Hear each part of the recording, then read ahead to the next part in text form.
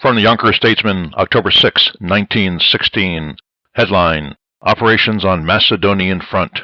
The British forces, which recently crossed to the eastern bank of the Struma River on the Macedonia front, have occupied the village of Nevolyan, it was officially announced today. The total number of prisoners captured in recent operations there amount to 3 officers and 330 men. While the Entente forces holding the center of the Macedonian front remain inert, both flanks continue vigorously on the aggressive. The British have continued the consolidation of all ground gained against the Bulgarians despite many counterattacks. Sofia again reports the failure of the Russians and Romanians to push back on von Mackensen's line in Dobrija. The complete clearing of the southern bank of the Danube of Romanians also was announced. British attacks on the Somme front have gained them ground along the Pozières-Bapaume road, according to an official statement.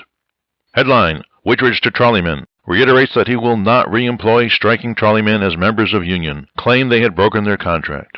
Headline: Labor parade in the city. Between 3,000 and 4,000 men of various trades march in sympathy with trolleymen. Thousands of people swarmed upon the sidewalks and about the streets of the city last night along the line of march of the Labor Parade, a demonstration in behalf of the striking trolleymen. Between 3,000 and 4,000 men were in the parade. Red fire, torches, bunting, and cheers greeted them. The parade started at about 8:30. The line of march? From the foot of Main Street to Warburton Avenue to Manor House Square to North Broadway to Getty Square to Hudson Street to Riverdale Avenue to Ludlow Street to South Broadway to New Main Street to Nepperhan Avenue to Yonkers Avenue to Walnut Street to Ashburton Avenue to Palisade Avenue to Getty Square and along North Broadway to Manor House Square.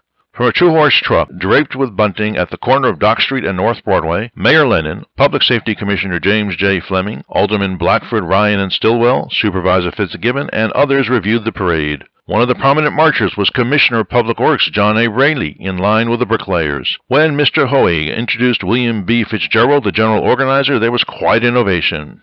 He said, "Since I left Yonkers in 1907, Yonkers has always had to fight for every labor concession granted it. Many people have naturally wondered at the cause of this second strike. There has been an effort to destroy our organization, the Union. Save that a new method has been used, such an effort does not differ from similar efforts of the past. The conditions are different in Yonkers from those in New York City.